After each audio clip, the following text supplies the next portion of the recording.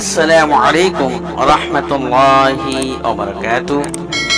সম্মানিত উপস্থিত মণ্ডলী, আজ আমরা আরো একটি গুরুত্বপূর্ণ বিষয় নিয়ে আপনাদের মাঝে উপস্থিত হচ্ছি। তা হচ্ছে দুশমনকে হারিয়ে দেওয়া যুদ্ধে, দুশমনের বিরুদ্ধে যুদ্ধে জয়লাভ করা। আপনার পেছনে যদি শয়তান দুশমন লেগে থাকে, আপনাকে ক্ষতি করার চেষ্টা থাকে, আপনাকে উচ্ছেদ করার চেষ্টা করে, আপনাকে মেরে ফেলার হুমকি দেয়, আপনার পিছে সবসময় খারাপ দৃষ্টিতে দেখে, আপনার সে ভালো চায় না, তাহলে এই সমস্ত দুশমনকে ধূলিসাৎ করে দেওয়া, মাটিতে দাবিয়ে দেওয়ার জন্য কোরআনি একটি আমল রয়েছে। তো চলুন দেখা যাক কি সেই আমল। আমলটি হচ্ছে সূরা ফিল। দুশমনের সাথে মোকাবেলা করার জন্য, দুশমন আপনাকে দেখে তখন ভয় পালিয়ে যাবে, সে আপনার পায়ে ধরে মাপ ক্ষমা চাবে। তো সূরা ফিলের এমন একটু মর্যাদা দিয়েছেন, এর বলা হচ্ছে যদি কোনো ব্যক্তি দুশমনের মোকাবেলা করতে চায়, সে যেন সূরা ফিল বেশি বেশি পড়ে, ইনশাআল্লাহ।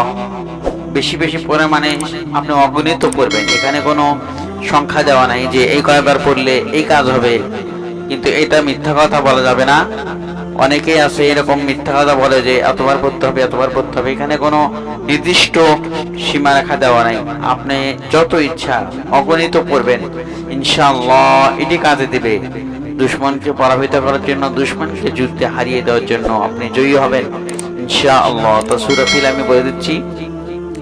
বিসমিল্লাহির রহমানির রহিম। ألم تر كيف فعل ربك بأصحاب الفيل ألم يجعل كيدهم في تضليل وأرسل عليهم طيرا أبابيل ترميهم بحجارة من سجيل فجعلهم كعصف مأكول। বন্ধুরা, আলোচনাটা কেমন লাগলো আপনারা কমেন্ট করে জানিয়ে দিবেন, এবং আমার চ্যানেলটি যারা এখন সাবস্ক্রাইব করেন নাই তারা অবশ্যই সাবস্ক্রাইব করে পাশে থাকবেন।